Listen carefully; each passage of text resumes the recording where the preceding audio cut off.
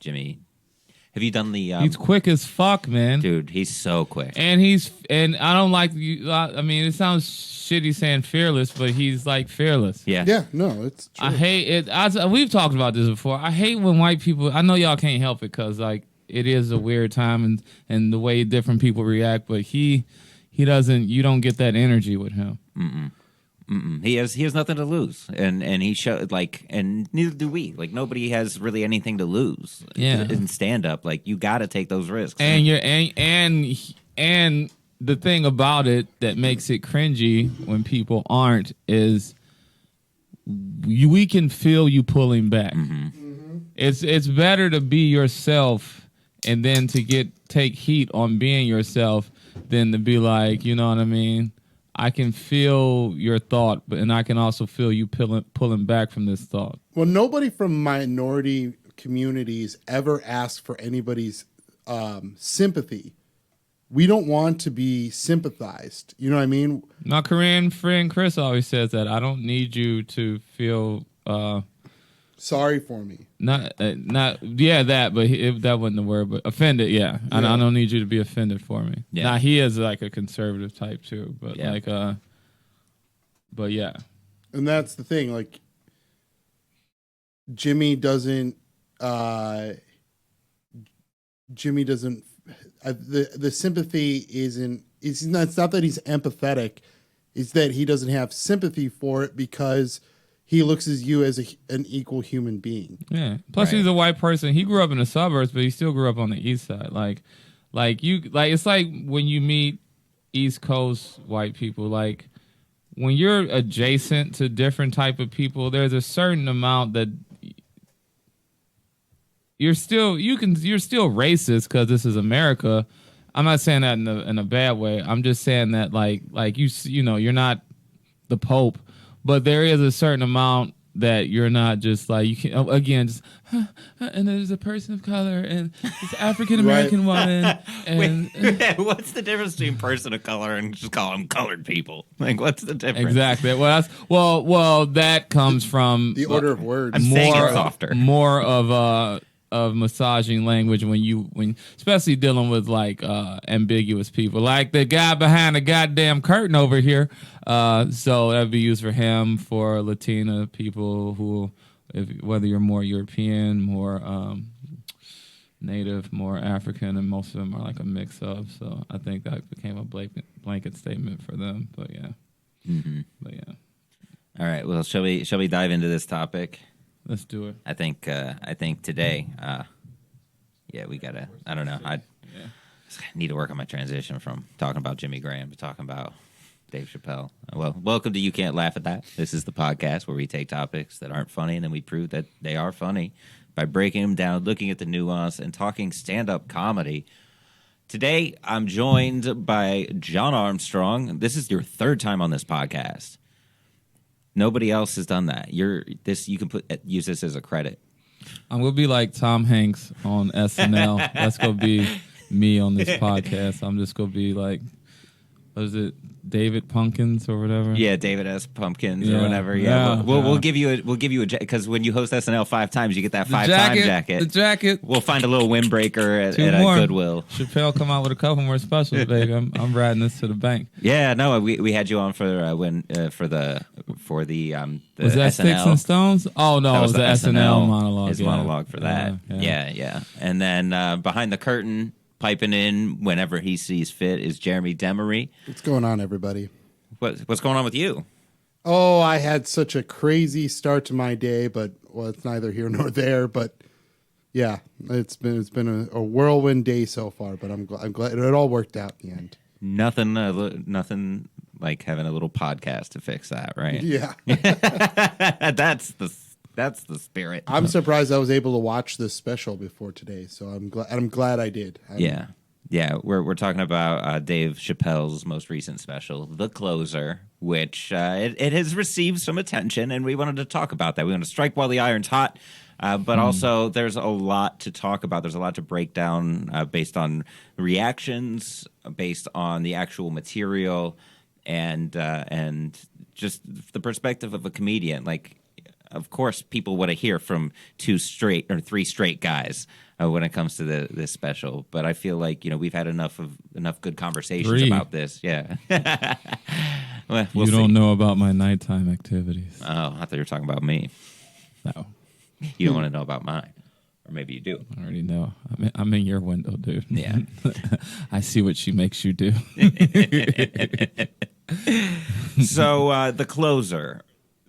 I mean, obviously, it's kind of a follow up to his last special, which got a lot of heat for some of the trans jokes, and we talked about those in our first episode of this podcast, where we talked about he kind of set it up in a way where he was focused on like how he misunderstands it, like how he doesn't get it. Right. And so if you looked at that material through that vein, this is somebody who doesn't understand the LGBTQ community. Then it changes the dynamic of the joke. Yeah, and it does give a bookend and I guess an arc to the story. I mean, a roundabout way. I wonder if this was planned in advance. Like, I mean, obviously, it probably wasn't, but it just kind of wraps up too neatly. Daphne, I'm going to need you to jump off that building if we're going to make this whole thing wrap up. Yeah. That's, I'm not at that point just yet. We'll see how this Spoiler podcast alert, goes. Should we have done that? Yeah. I'm guessing everybody who's listening to this has heard it. Yeah, if you haven't listened to the special, listen to the special, come back, and then listen to us guys talk about it. Yeah, for sure. So, Jeremy, you've watched it. John, you've watched it. Have you watched it more than once or just the one time? I'm at 3 times. 3 now. times. Yeah. What is it about watching a stand-up special multiple times? Like, do you do that for multiple specials? Oh, yeah. Well, I do that for everybody I love. Okay. You know what I mean? So with this one, though, I always, as a comedian, the first time I watch somebody, especially I love, I got to do it by myself. I have this thing when I go to the movies that I'll go by myself. When I listen to an album that comes out, I listen to it by myself. I like to put it through my filter without any external noise so I can truly see how I feel about it. And just like music, you don't know how good or bad an album is on the first listen. You don't. You just don't. You know what I mean? And that's the thing when you consume any type of art. The first is just like, and then after that, as you start digesting it, I went, okay, let's get the obvious stuff out of the way. I'm a big fan of Dave Chappelle. This special, the first time I saw it, I really loved it. I thought it was great. Second time I saw it, I was like, maybe that was the fan in me, and it's still really good, but then it was started to come across as like, well, it's not one of his best, and I did like it, and some of the trans stuff got redundant after a while, and it just felt like some of it was beating a dead horse. And then the third time I saw it, I was like, this is perfect, dude. I love it. And that's where I am with it now. Yeah, and maybe it'll evolve from there because, again, we're still so close up on this thing that, like, we're going to have to back up off of it some to see. I've been talking about that in stand-up as far as before COVID, after COVID. It's going to take a few more years to get more zoomed out from this thing to see the big effects. I mean, we're going through the largest labor strike right now that is 6 degrees because of just the whole world doing that hiccup. You know what I mean? So not getting into COVID stuff, but there's just so much that you can't really examine until can't really smell the shit till you leave the bathroom. Yeah. And then you come back, you're like, man, I did have pot roast. So yeah, we're still sitting in the bathroom. Right. No, that's a good point too. Is it's taken, like, we're 19 months into this pandemic, and people are kind of now taking a step back and really getting introspective over what does this last year mean, and what does that mean for us going forward, and is this the way I wanted to live? I mean, do I like my job? Yeah. Do I like the city I live in? Do I like my spouse? Do I like myself? Yeah, I mean, we've been raised in a culture of complacency. You know, that's the challenge of living in that like abundant, like post World War II culture is, once people settled down in the 70s and the 80s, like that was it. You live in this house your whole life, you retire in that community, you work that same job, that sort of. I mean, the numbers of people moving from city to city went down drastically, and that's what keeps things dynamic. Like we don't want to be stagnant. So what comedy is doing is kind of getting ahead of getting out of that redundancy, getting out of being stagnant, the same jokes over and over again. Yeah. Like you go back, you listen to an album in the 90s, and there were some jokes in this special that were very like kind of low-hanging fruit, kind of like right on the nose. Yeah. Like a lot of those 90s or some of early 2000s stand-up specials were. All the airplane bits. Yeah.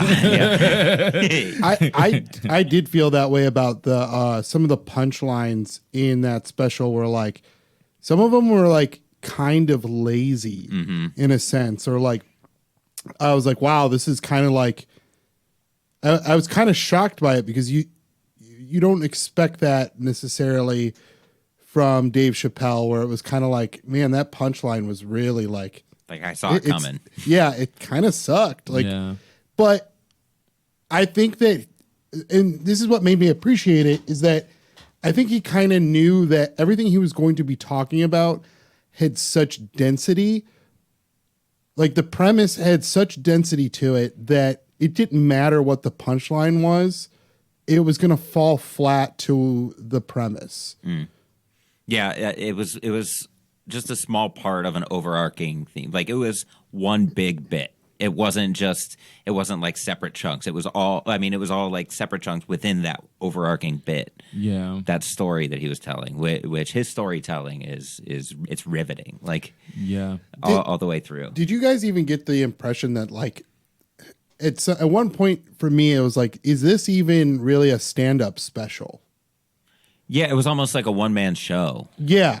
People have been saying that about him for the past few specials he's had, and one of the things I go back to is that joke that he made on a different special where he was saying he's so good at stand-up that he writes jokes backwards, or he'll like put the punchline in a bowl, shake it up, grab it, and then write it backwards from that.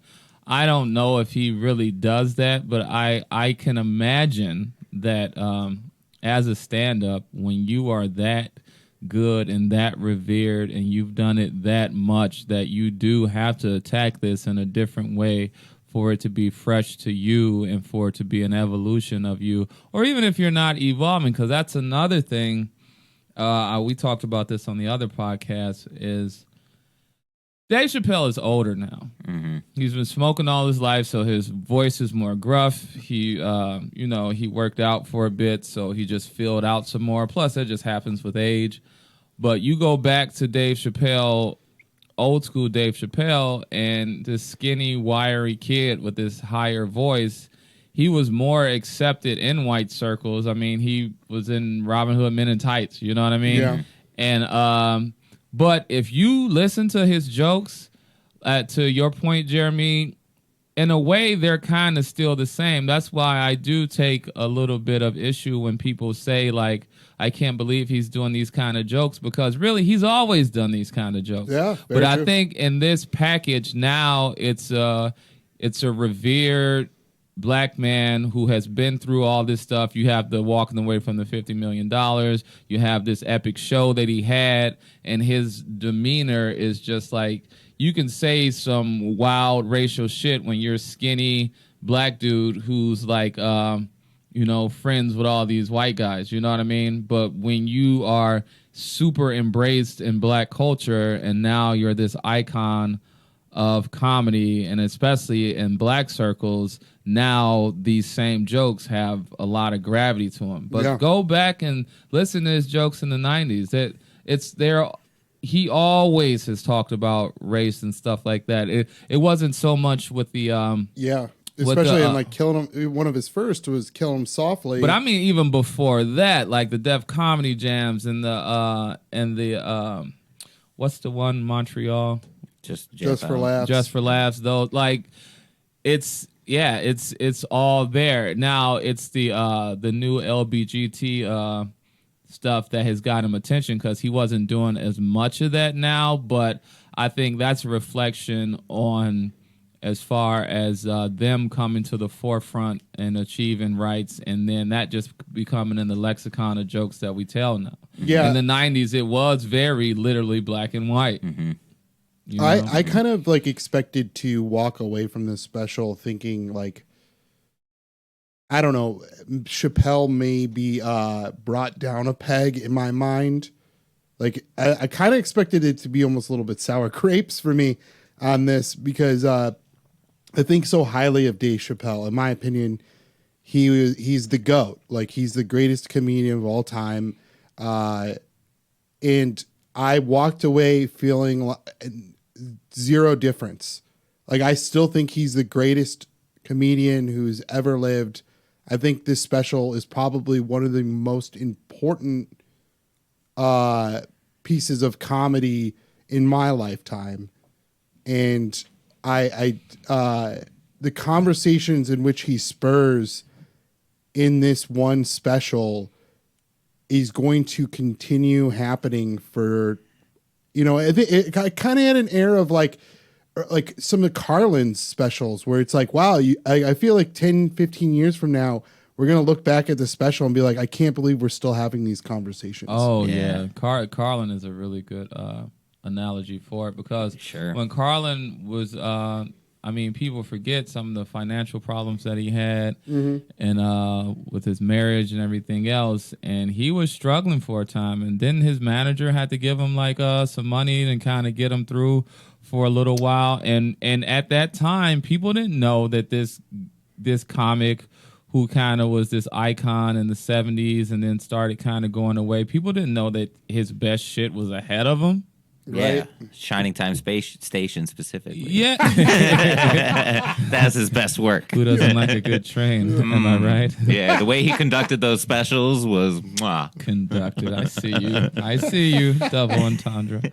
I want to talk about Chappelle before we get into the topic because I feel like the topic is going to take us all the way to the end of this episode.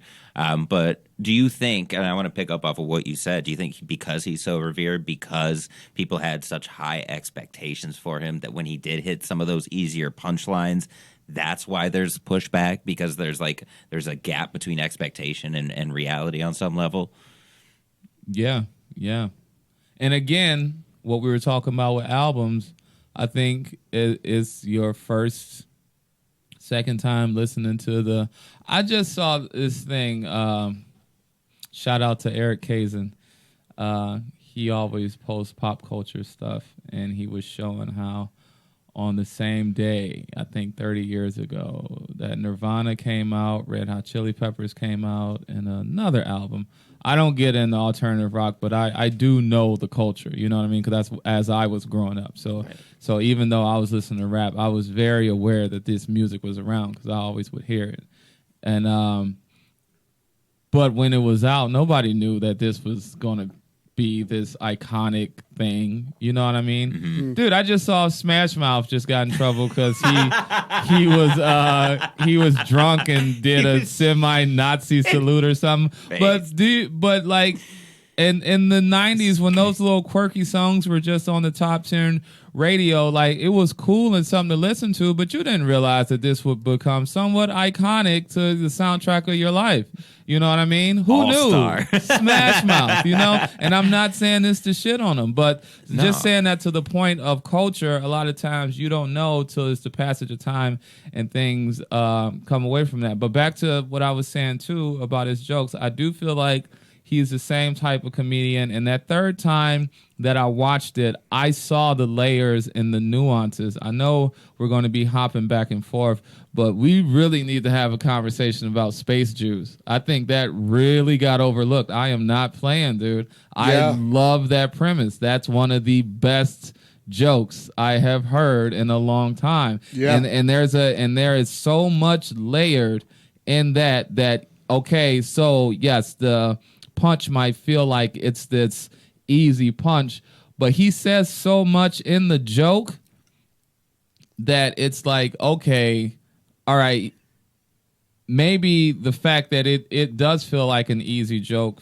that is the trick. That is the magic trick, because if you see more into it, I mean, oh, they're trying to show us all these aliens, and I don't want to see these aliens. And what if I got a script? What if these aliens went away and then they came back and they were actually like humans who, ascended, and they had interstellar travel, and then they came back and to reclaim Earth, and I'll call it space Jews. And that's exactly what happened with Jews who went to, left the promised land and went to different places in Europe. And then after being persecuted for so long, and especially after World War II, let's go back to our homeland. And then the other part of it that I didn't realize until I watched it this third time was he talks about the African slave owner and how he this guy, he used to be a slave, but then once he got to prominence, he bought slaves himself. And not only did he have slaves, but he was more harsh than a lot of other slave masters. And he didn't look at it as being something bad. He just figured this is how you conduct yourself in this society, and this is how you rise to prominence. And I'm going to call that space Jews. And again, that's an analogy for what's going on in Israel now. Jewish people have been persecuted for literally thousands of years. They've been through so much shit. I mean, he had that joke, you ever get into the struggle Olympics with a Jewish person, because they'll go at you because they've been through a lot of stuff. But now some of the stuff that's going on with Palestinians is like, I mean, and that's a whole nother thing, but it's like, how can somebody who knows what oppression feels like oppress another group of people? And that's what that joke is about. It's and like the Stanford prison experiment. Exactly. And that's why I love that space Jews joke. And that's another thing that's kind of getting me irritated. And I can, at least for me as a comedian, it seems like he purposely did a certain amount of jokes, even the one about the priest or whatever, and I loved coming in that guy's face. So you got rape jokes, you got Jewish jokes, you got black jokes, and he's making a point to where I did every single third rail joke that there is to do, and I already know what I'm gonna get the most heat for. And he did all that up front too. And it's and that points to the brilliance of it as well. So that's why give it another listen. Yeah, I feel like a lot of the uproar is because they didn't, give it that listen. Like, you can comment on something. He did so many callbacks. He did, there was a theme. It was like there was like loops throughout the whole special. That's what I meant by, like, when I watched it that first time, great, just because I love him. Right. That second time, okay, I kind of seen this before. And then that third time is like, now for a fifth time, I might, it might keep moving in my head. I'm not saying I'm resigned to where it is now, but I did just as a comic, and how we know the little intricate things that you have to do, not just to make a joke a good joke, but to make it a joke that you are personally proud of. And I'm sure you do too, you as well, Jeremy. It's jokes that don't hit as well, but you love because you know what you had to do as a comedian to be able to perform that type of joke. Yeah. So to the audience, it might not feel. I just went through this with somebody, and they're like, "Why are you doing that joke?" And maybe you should do this. And I was like, "You don't get it. I've been trying to do this joke forever, and it's finally working. And it doesn't hit the way other jokes do, but it taught me so much in trying to do this joke that I am keeping that joke." Plus, part of the thing is, once you know how to make them laugh, at least where I'm in my career now, I want to be able to lose them and get them back. Yeah. Mm-hmm. Yeah, that's the best feeling. Or like just as comedians, I think the where we find the most amount of fun, or I guess where we find ourselves in most situations, is pushing against expectation. Yes. And so I think you kind of, I love your take on this, because it kind of turned my mind on its head, like about the fact that, like, oh, maybe those punchlines were easy, or they were, in my opinion, somewhat lazy punchlines, because we expect so much out of Dave Chappelle, and he was showing you, like, no, I can do this too. You know what I mean? Like, I think that was more him pushing against, like, our expectation of him having this, like, well thought out, profound thing. And he's like, no, I'm just I'm a flawed human being as well. Yeah. I mean, some of those jokes too. It's like maybe he put those punchlines were on the simpler side because of like the deepness of the setup, and it's like you're almost like antagonistic because that's we as comics love that push and pull, being antagonistic, and so the quote unquote uproar based on some of those jokes. Was that the response that he was actually looking for? Well, he did say after some of them, or before a few too, like, "Oh, this one's gonna get me in trouble," or that. So he knows where the red lines are. You know what I mean? Yeah, he didn't wake up one morning and be like, "Vulture has an article about this is problematic." Like, oh my God, it's in the LA Times. I didn't know this was coming. He knew exactly what he was doing. I just as a student of comedy, I really enjoyed it. The only thing I go back to is, like I said, it just objectively, I can see how a person can feel like it's redundant. And then objectively too, and I had this conversation with another comic, another black male comic, is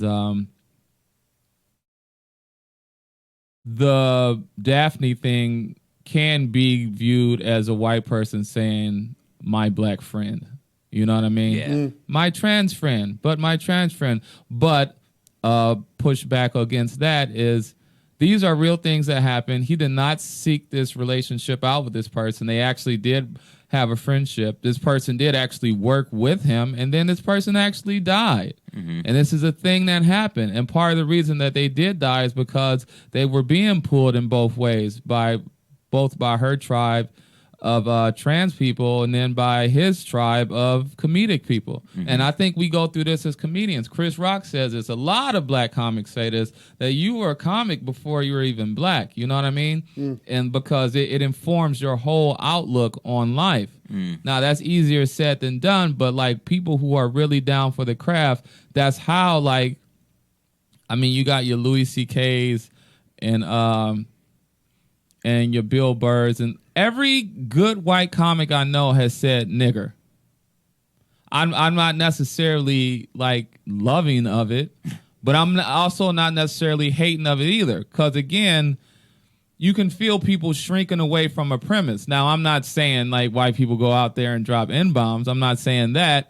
But at the same time, you can clap your hands. I might just say it now to get your respect. Right. What do I got to do? But what do Louis I got to C.K. say? has that good joke of how he hates the N-word. He's like, not the word nigger, the N-word, because you're putting that in my head now. Mm-hmm. You know what I mean? It's like either say it or don't. But you just put that in my head while like absolving yourself from any responsibility of the word. You know what I mean? Yeah. So, and I do get that it's a balance and being the act. I mean, to say, you know what I mean? But it's just things are way more nuanced. Audiences can feel intention, and you do have to let things be able to play out. In my mind, the most, if you want to say problematic thing on here is when he doubles down on the turf stuff. But again, I can see where he's coming from with that, because even when he says at the end, I knew your father and she was a great woman, he purposely did that because both of those are true. He also calls that himself is biologically your father, and that is and that was a great woman. Yeah, like Kylie Jenner, like who's her father? You know? Exactly. Yeah. And I do think that is where his doubling down of the gender is a fact thing. And I do like how he brought up women should, and the thing is, women should be talking more on this, because as a man, it's not your place to say it, which to his joke of I'm going to be the leader of the feminists, that's why I'm saying, like, keep watching this, and there's so many threads that go through this. Women need to do this. I'll be your spokesman, but you got to suck my dick. Now we're back to normal. I mean, now we're back to square one. You know what I mean? It's so much going on that I think I just don't like the laziness of the pushback. Yeah, it's very like you saw a clip and now you know everything about it. It's like you can't, if you're going to say something about this album, this special, you've got to watch it at least once all the way through. Yeah. and you've gotta you've gotta ask more questions than make opinions. And again, Opinions. with the molesting jokes and the nigga jokes and the space Jews, like the fact that everybody fast forwarded through all of that stuff. I'm like, really? And that goes back to what he said in the other special. Everything is funny until it happens to you. Mm-hmm. So it's a lot going on, and he is if you want to even say that he's transphobic and that he's this problematic person, there could not be a better vessel to have this come through, because I mean, there are people who are anti LGBTQ, people who are racist, that you're not going to get at least a synopsis of how they feel. You're not going to get them coming to the table. You're not going to get a certain amount of humanity expressed through that person. I think if anything happens, this is one of the best vessels that this can come through, because we can honestly have these conversations that we're having right now, because there are people who are catching up. Like he said, when he first started getting called out in the early 2000s for doing, quote, tranny jokes, he didn't even know all these words. And he admits, he's like, my pronoun game was not good at all. I know I'm making a lot of excuses for him, because No, I agree with you. And like, I think, if you look at it, of all 4 specials, that's 6 hours. Like, each special is about an hour and a half long. And so in 6 hours, we're not going to get hundreds of years of Solve societal of issues. Hundreds of years of issues solved in 6 hours is a lot to ask of one individual. But I think this black high school dropout did it. God damn it. You solved it. I think this conversation, it's somebody has to play the heel. And I think that Dave Chappelle, who better than to articulate the parts in which that he himself doesn't even agree with. Like, he called himself transphobic 3 different times in that special. And I think that's something that he struggles with internally, and he's self-aware enough to go, hey, I don't understand this fully. But the more we try and silence people from saying these types of things, the less we're going to have these conversations. And that's where societally we cannot grow unless we do have these conversations. Yeah, you got to challenge yourself to grow. You got to challenge the construct to grow, to make it better. Otherwise, it just stagnates. And, right. It's like the when people were talking about that, when we do so-called, quote, cancel somebody, where are they going? Yeah. Are we putting these people on this? I've publicly said this. I think Roseanne should have kept her job. I think Louis C.K. should pretty much do what he's doing now, be able to work, which he is. Mm-hmm. And yes, I know people will say, well, we have the right to protest him too. Sure. And I get that. I don't want to, get lost in the weeds here, but you can't. I mean, again, Chappelle addressed this in another special. One of the greatest things that happened after apartheid in South Africa is they had Truth and Reconciliation, because they knew that they had to put the system on trial, because everybody was complacent and culpable in some way. It's like Nazi Germany. You know what I mean? I mean, you can isolate people, and you should be held accountable for what you do. I'm not trying to all lives matter this. Like, we were all killing Jews. I'm not trying to do that. But you do have to have an understanding on the side, as the, for lack of a better word, accuser, that there's no perfect bow to put on this thing, and there's no perfect enemy in this too. You're going to find them. There are 100% bigoted people out there. There are. But again, we got mothers, fathers, aunts, uncles. Some of the conversations I just had with a good friend of mine is, I'm just like, if this ever got out there, this is... You got some views, man. Yeah. But we grew up together. And we all know people like that you just can't throw away. And it's better for him to know a person like me who can like nudge little things his way than to just put him on ignorant island and never talk to him. And now you have an isolated human being. Right. None worse than a human who has nothing to lose. Right. I'm not saying coddle people's thoughts, but you get what I'm saying. Yeah, right? Push them in the right direction. Like, exactly. I want you to be better. You're not going to be better if I yell at you, if I call you ignorant, if I put you on ignorance island. I like that. Yeah, it's going to turn them against you. Like if you want people to see your point of view, you can't yell at them for their point of view. You gotta find a way to make that connection, and that's why we were talking earlier before we started recording about how I like teach managers to like connect with those difficult employees that they have, and it's through that nuance, it's through that curiosity. Like how can I connect with you in a way where you discover on your own that what you're saying isn't conducive toward like progress. Exactly. One of my favorite Jay-Z lines. I wish you deals. I wish you wealth. I wish you insight so you can see for yourself. Yeah. That is the ultimate, because that's how human beings are. Human beings have to find out and learn stuff on their own. Human beings can't be told anything. And that's kind of why we're going through this stuff with QAnon, with the virus and all this other stuff is, there's a powerlessness in things that are happening to you. So I don't think so many humans realize that then you start coming up with things to try to control the narrative so you can take back some power. That's where a lot of these conspiracy theories come from. I'm not trying to get away from the issue, but just into the psyche of why humans do what they do, and everything isn't necessarily this nefarious person who's just smoking cigarettes in the room thinking about how to screw over their fellow man. Yeah. You know what I mean? Right. A lot of this is leveraging playing the long game. Yeah. What do they say? Mustache twirling villain or whatever.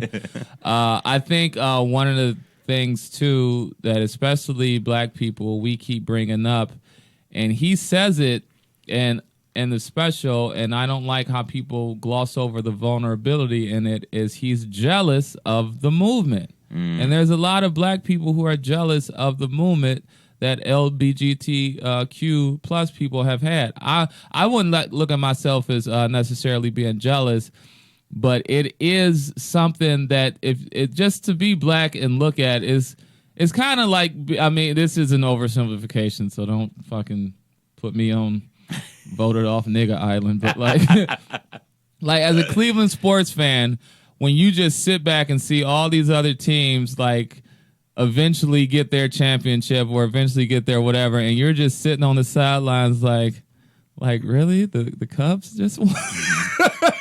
Like it's unreal, and it's amazing. And I'm hopping around because there's places in that special that I forgot that I just have to get out or I'll forget. But when he's talking about arguing with the perceived gay guy in Texas, and then the guy was like, I'm going to call the police, and he took issue with that because he was like, that's one of the things that he doesn't like is that when it's time to be white, you will be white, and I will sit here and be the nigga. And like he said, the cops ain't going to come and say, which one of you niggers is Clifford? Again, brilliant. These jokes, it comes across as crass, but the bigger context is just so like, wow, like he really just said a mouthful there. Mm-hmm. Yeah, he's brilliant in that he's putting a lot of these constructs under pressure without specifically and explicitly saying it. That line, "Gay people are minorities until they need to be white again." That was one of those lines where it was like, okay, yeah, okay. It's that Bill Burr bit where he chastises white women, like, bitch, you're in the jacuzzi with me. Mm-hmm. He made it work a little more succinct, Bill Burr did, but it's essentially saying the same thing to where you can't be this persecuted person but use the apparatus of white supremacy against me when it's time for you to do that. Mm-hmm. You know what I mean? It's like that's when I don't hear your oppression as much when you have that in your back pocket, Mm-hmm. And the thing that's not fair that's going on is he's Dave Chappelle is correct in all that and how they've kind of leapfrogged us on rights and things like that. But at the end of the day, if you're a trans person coming up, that's not their intent. You know what I mean? And they're just trapped in this shitstorm of it, you know? So that's not their intent. And so to put a lot of that on the backs of people who just so happen to be going through this human experience, as he says, that's the thing. I think that is where a lot of the pushback from that community comes from. It's like, look, I get you as black people are going through this. I get this and that. But just like you might feel like we leapfrogged some of your stuff, don't try to piggyback off of us just to highlight some of the black pain. We can talk about black pain without disregarding what trans people may or may not be going through, you know? And he made that point about Sojourner Truth too. Yeah, because that's the thing a lot of people talk about. And that's true. There is been a big racial component when it comes to feminism and women's rights in this country. And when he said Sojourner Truth is like, ain't I a woman? And that goes back to what he says about gender is a fact. Again, I'm not saying this to piss people off, but again, that's why you have to listen to the whole special, because that's when you start to catch these things intersecting and interweaving, and you know he's smart enough to where this wasn't a mistake. It was calculated. Yeah, as part of something bigger.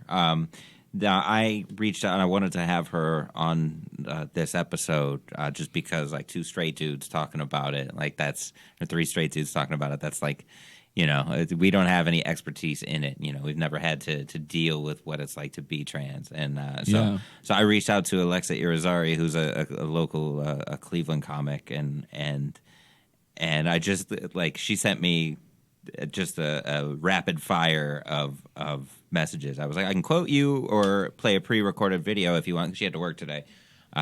She didn't like turn it down. Like, you know, no, I won't talk about that. So she sent me a lot of really good stuff. And the thing that really stood out to me is that let's see if I can find it. I actually have an audio recording that I can play. I'll put it into the microphone and hope it comes out okay. But I thought this was a really good point. Sorry for the long rant. I guess to sum it all up, probably what I would say the most is in comedy and everything, there's lines you can't cross with black jokes. There's lines you can't cross with gay jokes, Asian jokes. Trans jokes, I don't think those lines have been established yet where it goes from this isn't funny, this is hate speech. So I think once trans people, you know, people are acclimated to seeing them at their workplace, you know, and everything, as trans people tend to do a little bit more than, you know, they used to when it was just kind of you hide in your house, you know, only come out at night, or you get enough surgery and then you don't talk about it again. I think as we get to that point, those lines will be drawn of, hey, this is all acceptable, you know, fodder, but this stuff is just hate speech. It's the uncertainty of it, I think, where people are struggling with, because we don't do well with uncertainty. We like there to be a line, and those lines move, but we can see throughout time where those lines are, like, and the way they're addressed and the intent to which they're addressed. And so the fact that there isn't a clear, like, here's what you can talk about and here's what you can't. I feel like in a lot of cases, literally a tug of war of a goalpost. Right. Somebody's pulling the goalpost this way, and then somebody else is pulling the goalpost that way. Right. Somebody with opinions popped up on Twitter, and they want to get ahead of this, and they're like, you know, I want to make sure to get the likes and the retweets and the clout and everything like that. So here's why it's problematic and it's hate speech, and it's not hate. I mean, and she goes on later to say that what she's not saying that what Chappelle was saying is hate speech, but what she is saying is that what people are like construing it as such, that it blurs the line even more. Yeah. I think again, back to the turf statement, I think if objectively speaking, I think that's the only thing that someone could have a quote, you know, battle in court for. You know what I mean? Because there is something to be said with that. And like she was saying, as far as we don't know where the lines are, I think we're in that space as well, as far as to what can a man speak on about women's rights versus trans woman rights? What can a woman speak on? Because women do have the right. I mean, I don't remember who brought it up, but again, I don't think people, trans women specifically, are being trans women to fuck with people. That first has to be established. But then you also have to realize that men have always found a way to devalue women. And this can be used in that vein. But you're always going to have bad faith actors. You have that Chris Rock niggas versus black people joke, and so many conservatives love using that. You know what I mean? Seriously, I know. You're gonna have and I think that's the okay, and that's the other thing that happens with the Chappelle thing. I have told people Dave Chappelle has so many MAGA followers, and because they've been screaming the same thing. Everyone's so sensitive, and we should be able to do that. And they're just Trojan horse, and they're real bigotry in there. Like, look, we're down with this darky. You know what I mean? But I've met. I mean, we all know people like that. I've met people who have the most racist views. They love Chappelle. They love Snoop Dogg. They might even have a black girlfriend or something like that. And that's the weird thing where we are in the 21st century now with racism, where the Proud Boys leader is this Cuban guy, and then the other guy is like married to this black woman. And there's so many black people who are in that sphere because of a lot of the homophobia in the black community and what goes on, what we were saying earlier. There in so many communities. One of the problems with the left, which I am a big lefty, but one of the problems is a lot of people don't want to identify as marginalized or as victimized. That's where there's so many Hispanic people who are conservative, so many gay people who are conservative, so many black people who are conservative, because it's a pushback against that victimhood and what's been called wokeness now, of this kind of whiny. Because that's another thing that Chappelle talks about in the special, is he didn't take some of the women's marches seriously because they're doing pussy hats, and he's doing this analogy of what if, Martin Luther King was like, let's just wear, a certain sequence thing on the bus. Yeah. Again, you can't tell somebody how to do their movement, but it's still a good point wrapped in a good joke, which is a very simple joke, which takes away from a bigger point. I'm kind of going all over the place now. I'm trying to hit a lot of these angles, but there's just so much. Yes, dude, we could easily 2-3 part this. This could be a Rogan episode. Oh my god! Wait, Rogan? No, all right. Yeah, we're out. I refuse. Yeah, we're out. And we're done. 3 hours. You know what I mean? Did you say Rogan? If there's anybody worth canceling, this episode is brought to you by Moose Spit.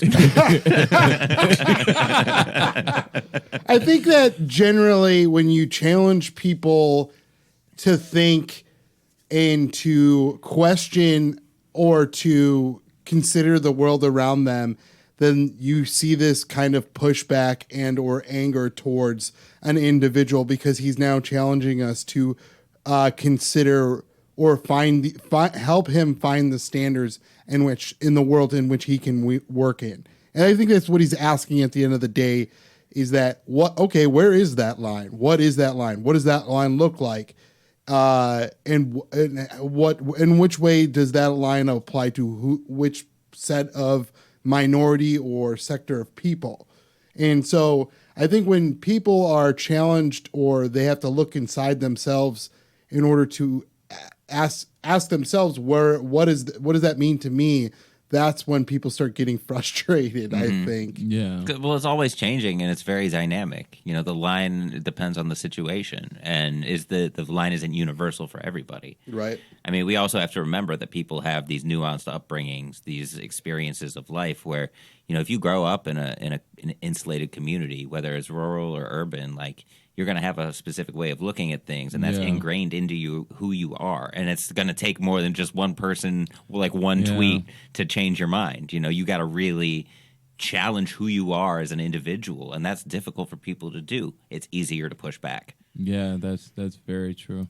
And to touch on what John was saying earlier about like, people don't want to be viewed as victimized. Like, my father in the last 4 or 5 years has taken a really strange conservative turn, and that's pretty much why he describes himself the way, or what's landed him in his worldview as of late is the fact that like, I don't want to be victimized. Like, that's the problem, is that so often do these white cultures want to victimize Native Americans and as far as, my mother's experience in America too, is these Arab cultures, they victimize us, and we don't view ourselves as victims or want to be sympathized for. Yeah, people want to have some kind of say. And the other problem too, and this is the problem just with politics, black people, we go through this specifically, is you have conservative and then you have other. So everybody gets thrown in the other bin. That's another reason why black people and LGBTQ people are arguing. I mean, we're not, but we are, but we're not. Yeah. But because you have people who are clearly different, going through different things, but we're all in the other bin. You know what I mean? Throw it in the other bin. You know what I mean? And that speaks to patriarchy and white supremacy. And I've been going through this thing personally now, to where, like, I know it's not going to happen in our lifetime, but we need to get rid of the idea of whiteness, period, because that is where all this comes from. Because whiteness isn't what you are, it's what you're not. It's the lack of. That's why you can be a mixed person who's black, but you can't be a mixed person who's white. Yeah. You know what I mean? And at the heart of that comes from believing you're of something that's pure. And if there's anything else that's in that that's not pure, and you go in the other bin. You know what I mean? So we as people need to eventually realize that we got to get away from that. I do want to touch on something before I forget too, is the punching up down thing. I was swirling this through my head for a while, and I don't know if Chappelle was thinking this, but in my view, if you want to even play the punch up, punch down narrative, I still think it works in Dave Chappelle's favor, because what he is getting at is, as a black person in the world, in this country, but in the world, period, you're going to always be at the bottom of the totem pole.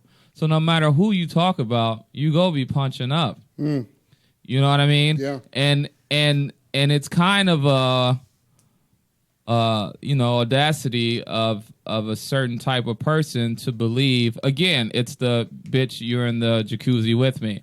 You know what I mean? Or this guy who's able to call the police, or how Dave was saying his argument has never been against trans people or that community. It's been against white people.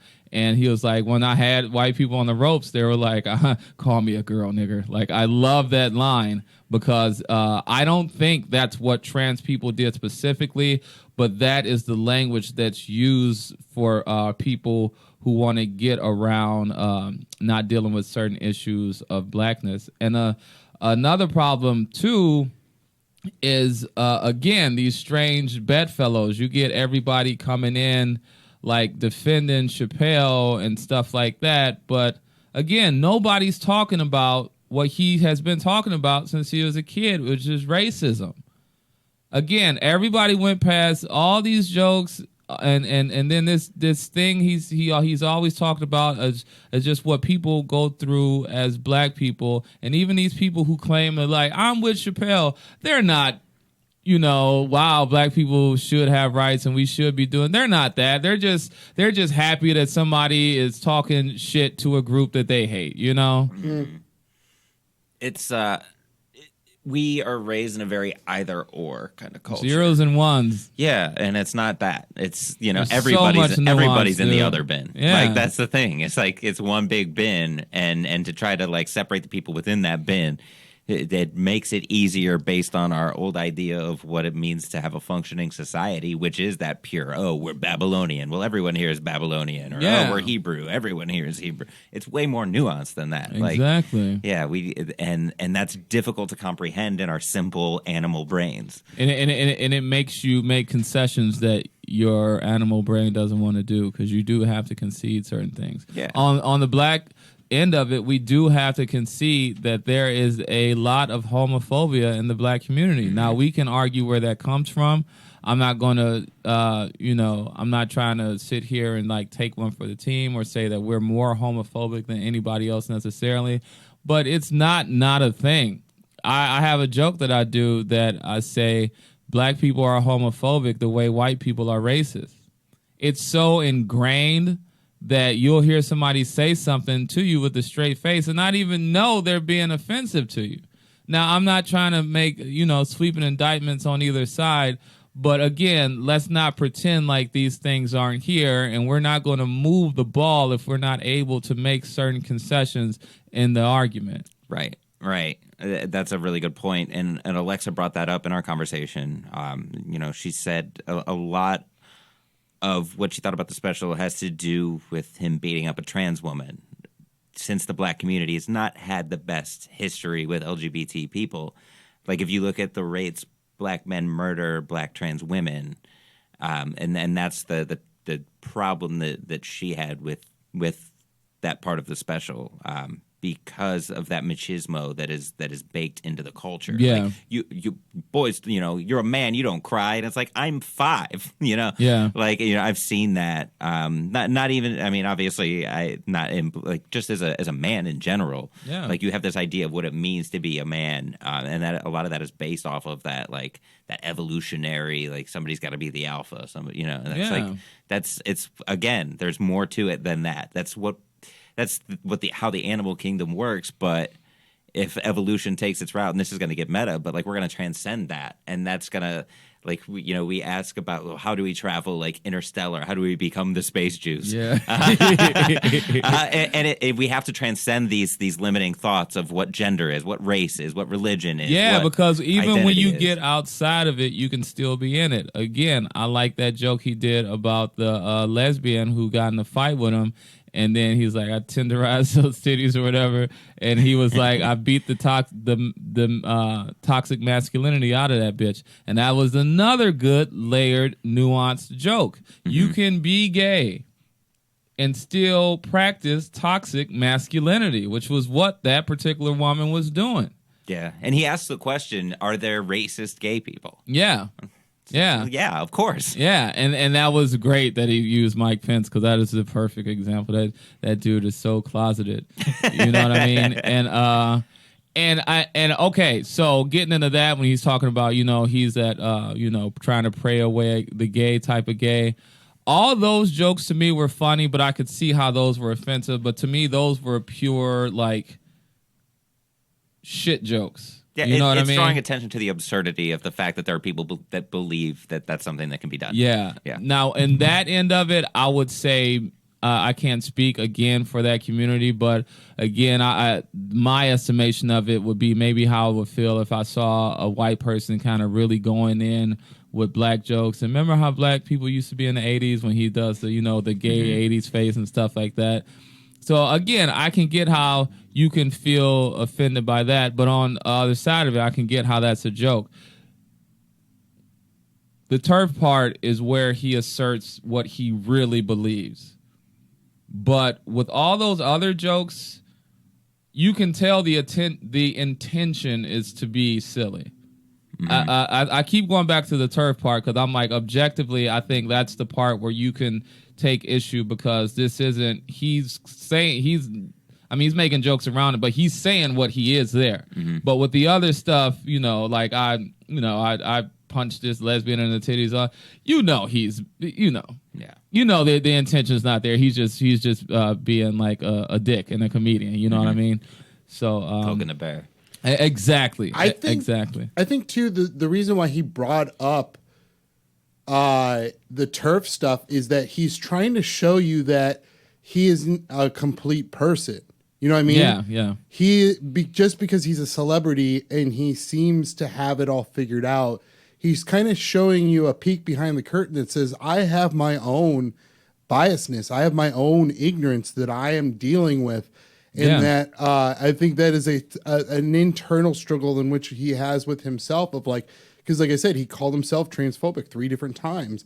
And so obviously that's something that weighs on his mind of like, why do I struggle with this this sector of people? What is about them that like I take issue with, or why, I think that's a thing that he is trying to show you of himself that like he doesn't necessarily isn't so proud of. Again, the fact that he admitted to being jealous. That's why I keep going back to there's a lot of vulnerability in this that a lot of people aren't really they're not seeing it. Yeah. Or conveniently not seeing. I think that people are upset and they're angry, and so they're not willing to see the empathy part of it. And I think he asked for it towards the end, and it's like, you're not. The sad part is he's probably not going to get it for some time. This is a special in which we're all going to revisit time and time again, and I think it's an important one. I think it's a conversation that needs to be had between a multitude of different communities. And like I said, I kind of went into it thinking that this was going to kind of sour my opinion of Chappelle a little bit. And I didn't walk away with that. And I was, But there's another thing too, again, and I know people who listen to this, I'm the champion of him on this.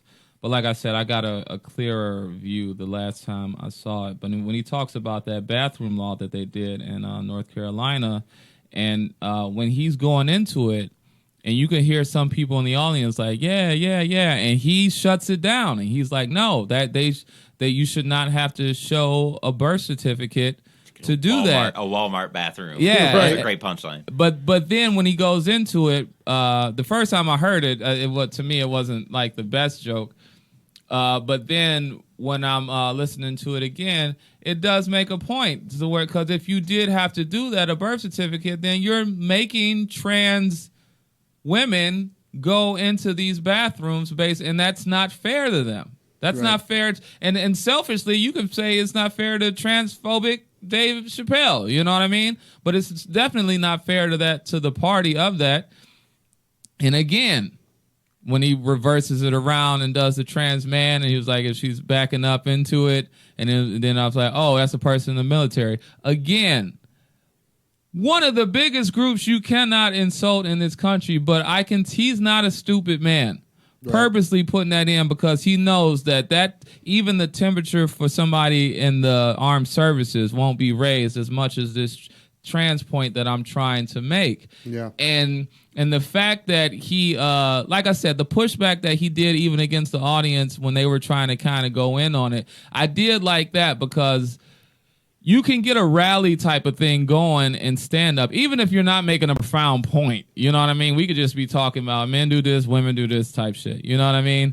And you can just get the applause going. And just, you know what I mean? It is the better comics who's like, no, I don't want to keep this wind on my back. I'm about to hit you with something that you might not be ready, that you think I'm going to say. And again, it just feels like a lot of the heat coming at him, they didn't hear any of that stuff.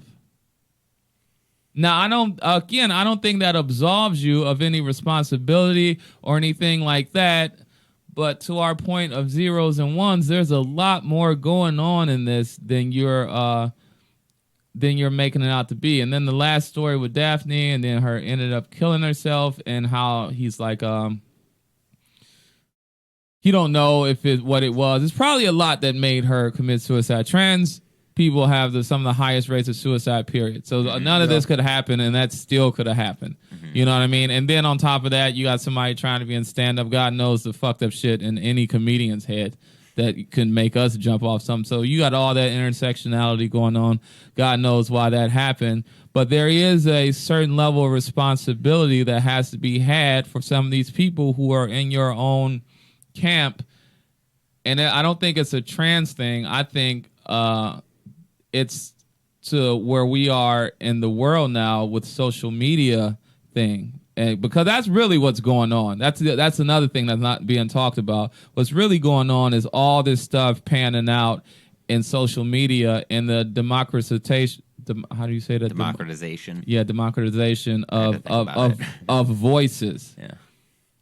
Everyone has a voice, which is great, but it's not great. How are you using that platform? And in our minds as people, when you just see something like, workers are going to walk out at Netflix because they feel a certain way about the special, or Dave Chappelle getting pushed back. Now, back in the day, if you heard that, it wouldn't have as much weight because that comment section full of voices wouldn't be elevated to Walter Cronkite. You know what I mean? It would just be water cooler talk. You know what I mean? But with everybody having a voice now, it makes it seem like every voice is the same, and it's not. You have trolls, you have bad faith actors, you have people who just like to stir the shitstorm. You know what I mean? Mm-hmm. And again, like we were saying, there's people who are champion Dave who are assholes who just wanted, this is the America I grew up in, and fuck those type of people. And there are people who are against Dave, who are well intentioned, but at the same time, it's just a rallying cry that they feel like they have to drum this up now. When it's like, what was the last thing you did that actually helped somebody of substance besides be a loud person online? You know what I mean? So it's so much going on. Right, and that's distracting from the people who are actually making a difference, actually have the good ideas. Or making the attempts to make the difference. Right. Now you've got all these loud voices that are turning people who may be on board with with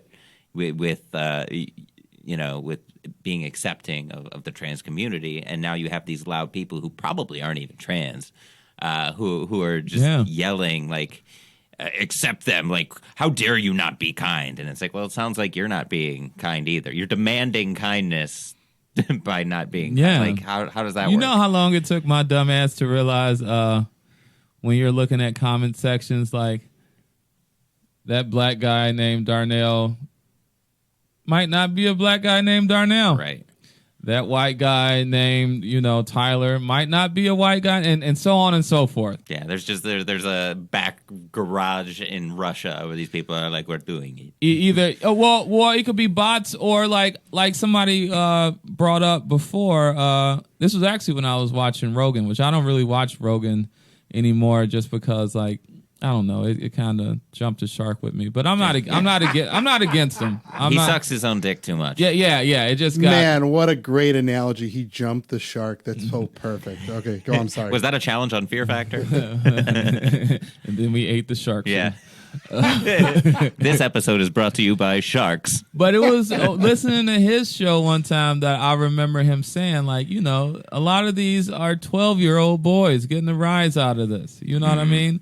Who don't have any identity themselves, or even racial identity or sexual identity yet. And it's like when we used to prank call people when we were kids. It's just funny pissing off adults. They don't know the gravity of what's going on. You know what I mean? Yeah, the idea that 12-year-old kids are starting these Twitter civil wars. No, don't get me wrong. I'm not saying like it's all of them, but I'm just saying it's just a shitstorm of ideas. And who knows, one of the things that could set any one of us off, and then you come and find out like, this. I remember reading something, and they were saying one of the ways to be better in traffic if you're behind somebody who's driving messed up is pretend that person is your grandmother. You know what I mean? And it doesn't make it any better, but it gives you a little, skin in the game of where maybe this person just is having a bad day, or they're slow, or this is their car that doesn't accelerate fast. It's not their fault. Mm-hmm. But we're just so quick to like pounce on somebody that we just take away from. Like there's more going on the other side than what you think it is. And sometimes there's way less going on and you're just up in arms and this little boy got to go downstairs and eat his fucking Kraft macaroni and cheese when he's done, calling you all types of space juice. the real enemy in society today is cranky anchors, jerky boys, Longmount Potion Castle. That sounds exciting. Who was the other? Who else did? Adam Sandler did prank calls. Yeah. So he's done. Yeah. Didn't work out well for him. That's who's to blame for all of this. Yeah. It's that gut reaction too. It's like it's not challenging that initial like anger or stress or anxiety. It's not questioning that. That's where there's a lot of disparity here in society, is that we're so quick to give in to that initial emotion and then see it through in a way that's counterproductive to what we actually want.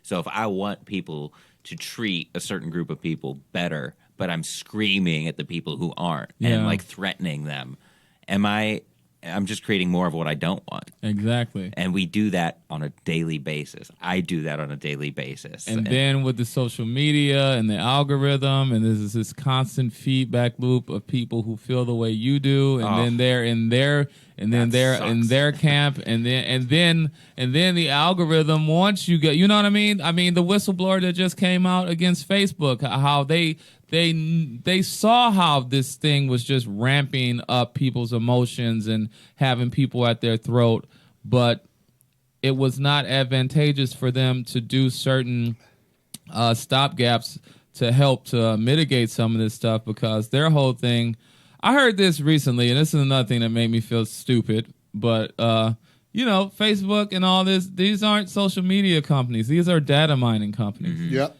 And the quicker people realize that, I think the better we will be. I really hope that this shit goes the way of what my parents had, which was CB radios. My dad always tells me how that was a big deal in the 70s and how it eventually went away.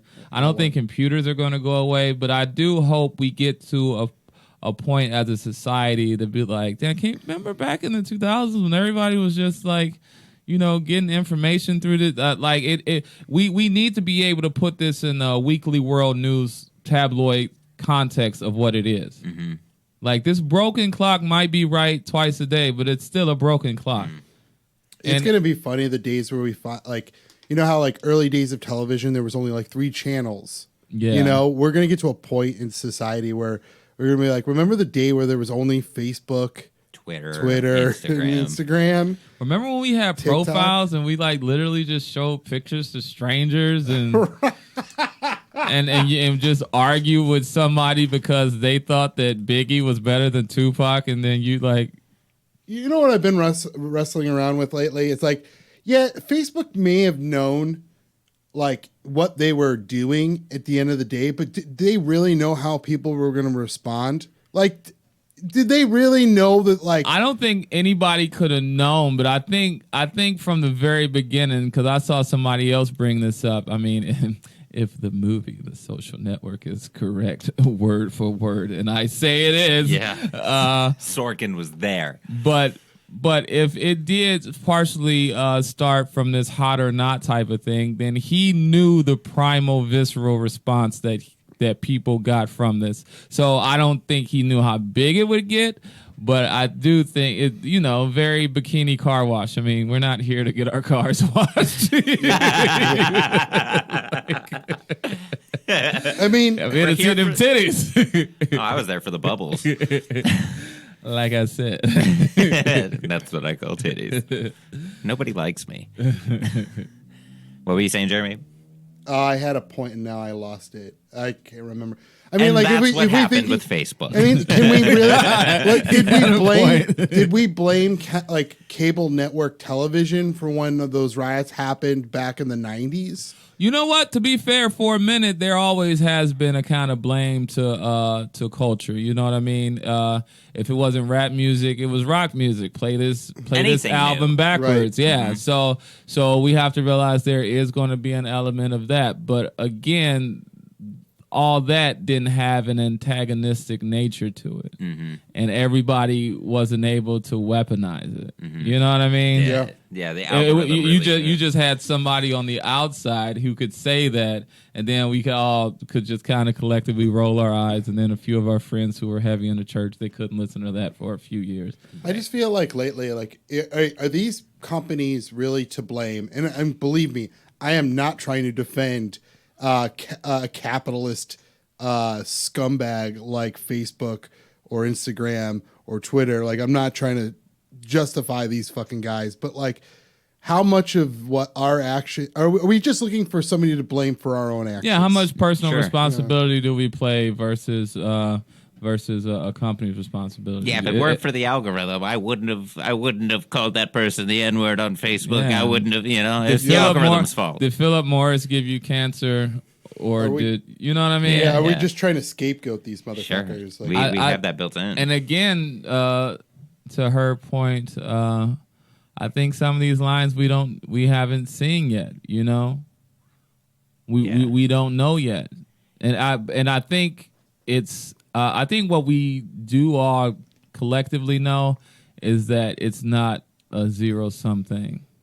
Right. It's not all Philip Morris gave us all cancer, and it's not all that, you know. Facebook is causing division.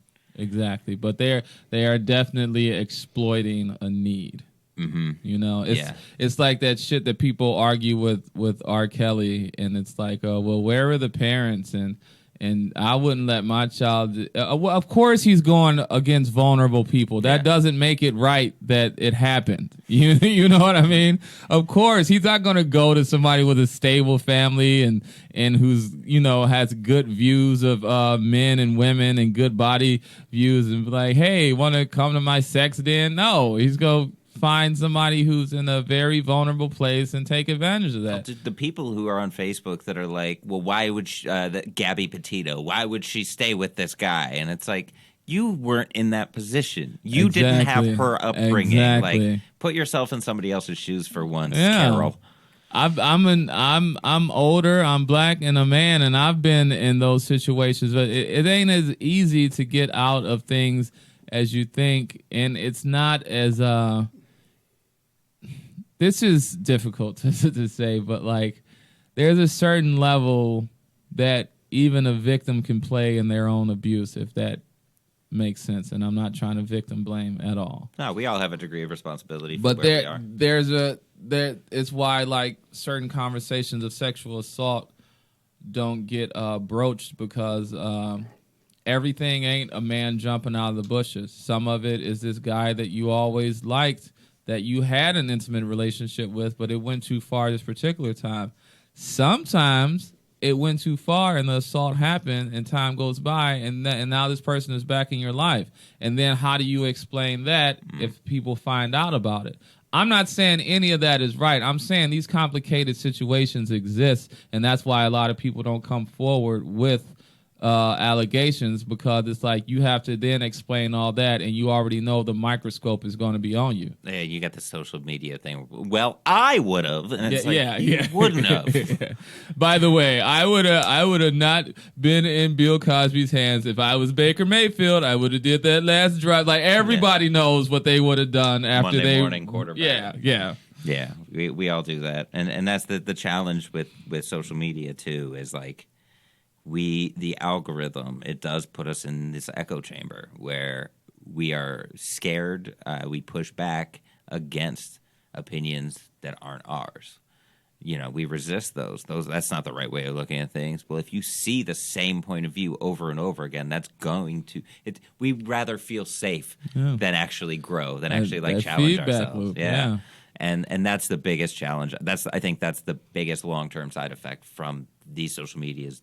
Companies doing things the way that they are, is that we have a need to feel comfortable, and that's what's gotten us in this problem in the first place. And then the dopamine, with the likes, they really exploited that. That is really some slot machine shit. Here's what I think about the Dave Chappelle special. I have no ties to this. I have no whatever, but ooh, somebody loved it. Yeah. Somebody hated it. Wait, who hated it? Yeah. Oh, I know this person. Okay. Block. Type. We didn't get around to it. What is your opinion on the special? On the special, No. I was very open minded toward it. I've tried not to be like, well, this is the way that I think about it. I think that he made a lot of good points. I think that again, it's a very nuanced topic. I think he hit the points that he needed to. What I took away from it was how powerful of a storyteller that he is. Yeah. At the end, like while you're watching it, it felt like separate. It's like unrelated, in some cases unrelated. Like, oh, now he's moving on to this topic, but it was all part of the greater whole, and that was really interesting to me. And I don't know. I'm just like I'm very curious about this. Like, it left me with more questions. If there was something problematic, what would you point to initially? I know there's a lot of points, and purposely he did put a lot of points. But what could you objectively say? Like, Well, I think, and we had a guest on the podcast, Martin Urbano, and he talked about asking yourself the question: if you make a questionable joke, who is it giving ammo to? Yeah. And that's like my question is, was there a certain part of the special where somebody who is transphobic can be like, see, he agrees with me, and I'm going to use that line against trans people? Like, that's the only real, like, I don't have a specific example of that, but no, I know there were parts where it made me ask that question. Like, is this something that could work against an innocent bystander? But that's why I think we still do have to fight back even against that, because, like I said, it's the Chris Rock niggas versus black people thing. He made a really great joke with that and a really good point. And there's just going to always be bad faith actors that use that. So then it's part of our job as comedians too to realize that people are going to say this, but that can't make me not say it either, because that's how, again, concession, that's how we get into these personal responsibility things when it comes to the black community. There, a lot of things can be happening at the same time. There's white supremacy and things that happen. There's personal responsibility that you need to do. And I think, at least especially I know as a black person, there's certain conversations that we don't, as we say, don't like to air our dirty laundry out in public. So we'll deal with it, you know. We'll go in the other room and say, hell yeah, OJ's guilty, R. Kelly ain't shit. You know, I'm disappointed with Obama.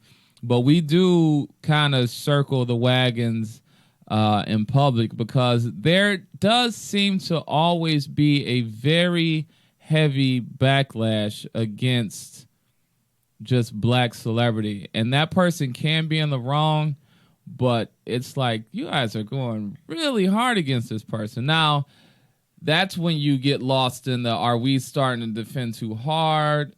You know what I mean? And not acknowledge this stuff. But the other is, yeah, okay, you guys claim you care about these type of rights, but why are you only going against this person? And that's a lot of pushback that the black community does, because black people, we all have the same, pretty much the same views as humans on the surface, you know, good and bad. I mean, they vary, but, you know, it's your cultural upbringing that makes things a little bit different. But just like OJ is always a perfect example, dude, because, okay, he guilty, man, but like how they purposely made his face darker on Time magazine and just all this racial shit. And it's like, and how Johnny Cochran exploited that.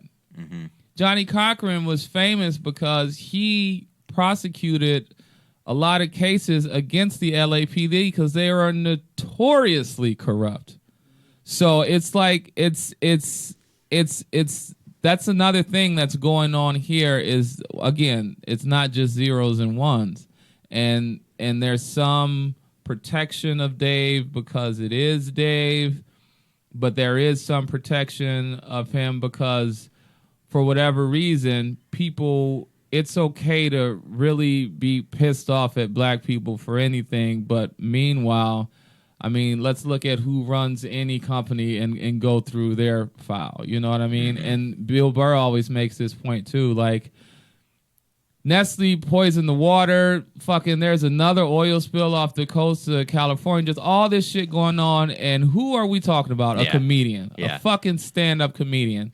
And I think that's another thing that's going on in the world that some people in power purposely do, but that we're all kind of doing subconsciously, is that there's such a lack of control, and there is a feeling that the world's on fire for a lot of the, whether you're on environmental, whether you're one of these race people, it's about to be a race war, but everybody just feels the temperature going up. Mm-hmm. And this is like something we can control, but we can talk about that comedy special. I mean, what really can we do about climate change? What really can we do about police brutality? But we can talk about, and it's shitty for us as comedians. I mean, like, we're not there, but you know, being part of this fraternity, it's shitty that we're the ones who are held to this scrutiny when there are real people who affect power and change. To where I mean, we're literally going through this shit for this January 6th commission just to talk about something that everybody saw on TV, and people are dodging subpoenas, and Donald Trump is still going through this Teflon type of thing. No matter how you feel about this person, we can't talk about it. We can't prosecute crimes that everybody saw. If I broke into this studio now, I would get more time than any of those people so far have gotten for storming the Capitol of the United States of America. Mm-hmm. You know what I mean? But again, I think, you know, but Dave Chappelle, or any comedian USA, you could go with Shane Gillis for what happened to him. I don't think it's necessarily what he did was right either, but again, so much up, our hands are tied. Comedian did this. Whoa, okay, let's get to the bottom of this. This football coach said this thing in an email like 10 years ago. Yeah. And it's like, I mean, it's low-hanging fruit. It's easy. But really quick, to Dave Chappelle's point, nothing happened to him for any of that racism. No. It was when the anti-LGBTQ stuff came out then that's what black people keep going back to, is that it's okay for us to always be the whipping boy, but for some reason, another marginalized group has found a way, for better or for worse, to get attention. And rightfully so, for the most part, as far as, you know, getting vindication from being subjugated. But at the same time, when you're that other person watching this happen, while you're still trying to get justice for crimes that people see on camera, it's weird. So to close this out, I know, because we could. this is the closer of the closer. Meta. if more people, let's say a majority of people, thought about things like a comic does, in that this is more than just black or white. This is more than just trans or not trans. Yeah. This is more that, you know, this is the grab bag of society. Like, we're all in this nuanced gray area, just trying to figure out where to put our foot next. How do you think this would be approached differently? Do you think anyone would even care? I think people would care, and I think temperatures would still be raised, but to that point of, like Chris Rock saying, you're a comic even before you're black. Mm-hmm. If everybody was a comic first with this, then it would get hashed out, and you would be able to say shit, and the trans people would be at the table with black people and everybody else, and we would be able to agree to disagree and still be mad at certain stuff and then not fuck with this certain person, but we'd all be at the table. Yeah. And we'd all be talking, and a lot of us who disagree would be smoking weed afterwards. Yep. We'd be having sex afterwards. I'd be going to their show. They'd be coming to mine.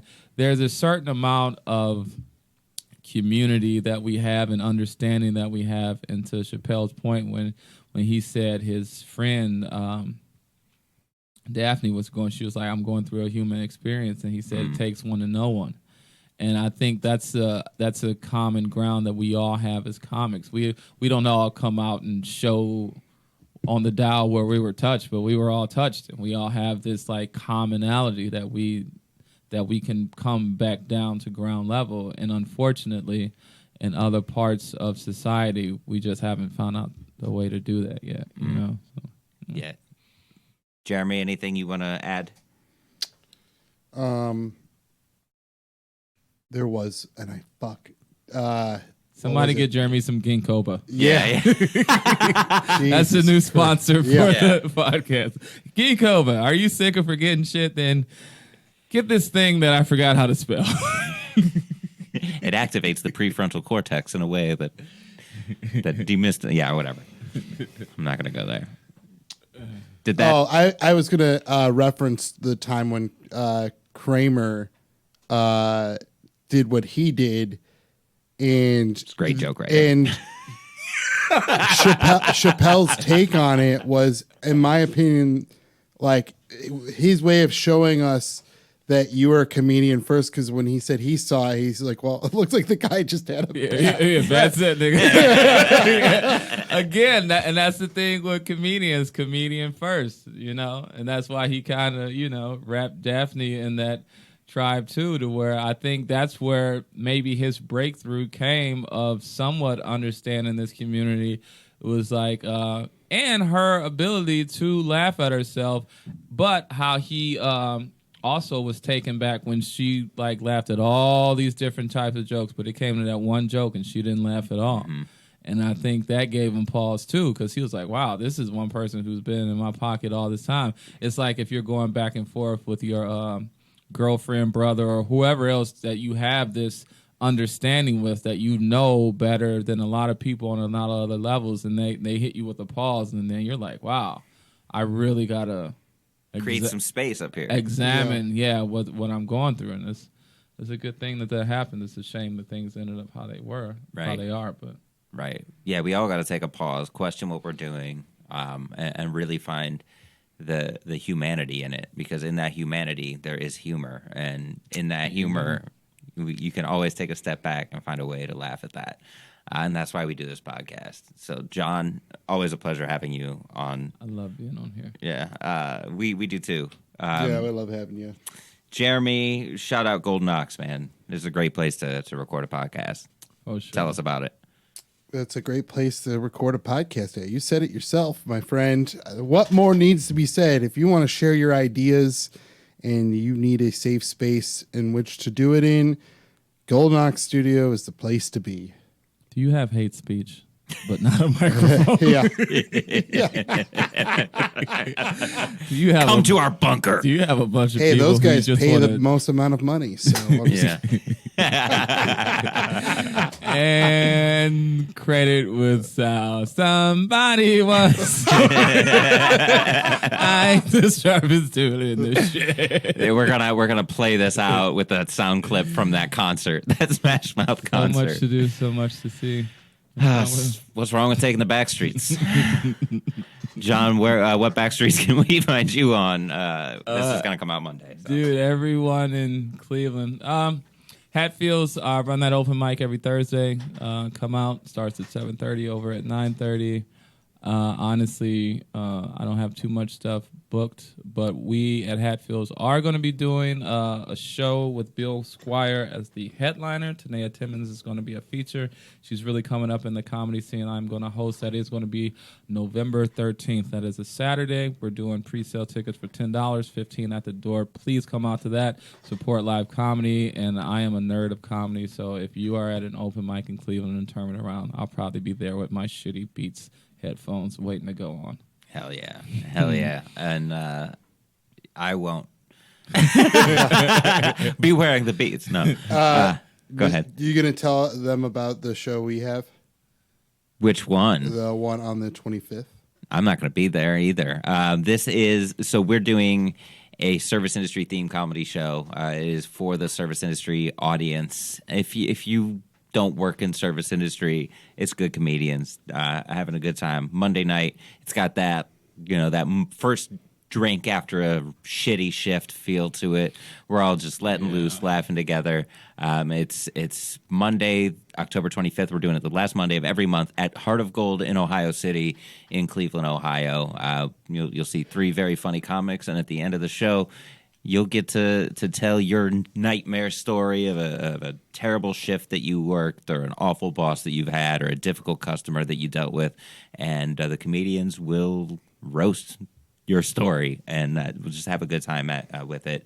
7:30. It's a free show. We ask that you tip tip what you can. The show is free, but gratuity is not included. So Also, come see You Can't Laugh at That live at the Cleveland Comedy Festival.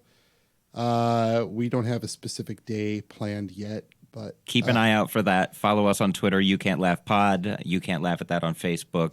I am on Instagram at @DavidHorning, as well as Twitter. So I'll definitely be jabbering about that when we get more definitive details there. yeah, and then I think sales for that festival are already going, right? Yeah, I'm pretty sure there are some awesome comics that they have lined up. Mateo Lane is hilarious. Jessica Keenan, I saw her at the Cleveland Comedy Festival in 2019. She's so funny. Bill Squires headlining one night. Nick Nemeth, is it Nemeth or Nemeth? Dolph Ziggler. Dolph Ziggler from the WWE, who also does stand-up on the side, will be headlining one night as well at the Odeon, which that's a venue that is... I've never seen comedy there, so I bet it'd be super cool. Oldie but goodie. Yeah, for sure. Venues in Cleveland. Yeah, so the Cleveland comedy scene, if you're not a local comic and you are from Cleveland, there's a show every night that you can go to, have a good time, let loose, laugh. So keep an eye on the Cleveland comedy page, because we're out there hustling our own peddling our own wares. Smelling our own farts. Yeah. And then having you pay $5 to also smell them. But there's a lot of good, sweet smelling farts in the city. So, who wants pink eye? Yeah.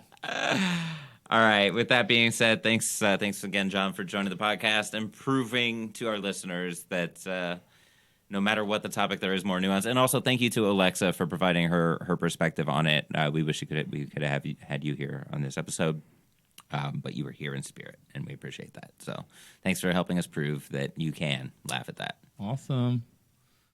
And scene.